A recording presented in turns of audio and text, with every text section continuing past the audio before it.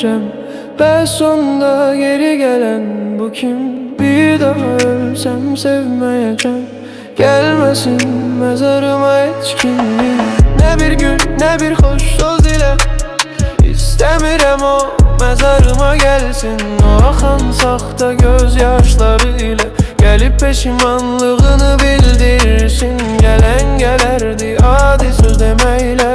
Bax zaman getmir gözləməklə. İnsan yaşamır boş hiss etməklə. Bax insan yaşayır əsl sevməklə.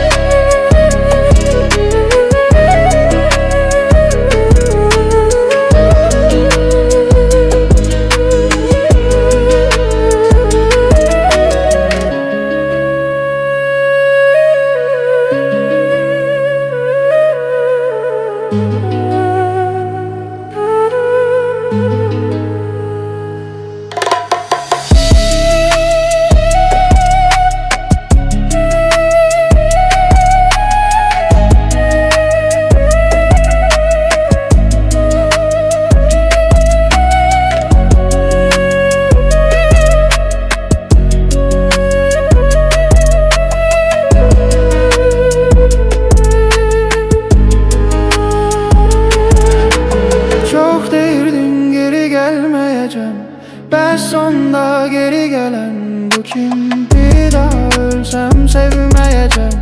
Gəlməsin məzarıma heç kim. Nə bir gül, nə bir xoş söz ilə İstəmirəm o məzarıma gəlsin. O axan saxta göz yaşları ilə gəlib peşimanlığını bildirsin. Gələn gələrdi adi söz deməklə. Bax zaman getmir gözləməklə. İnsan yaşamır boş hiss etməklə. Bax insan yaşayır əsl sevməklə.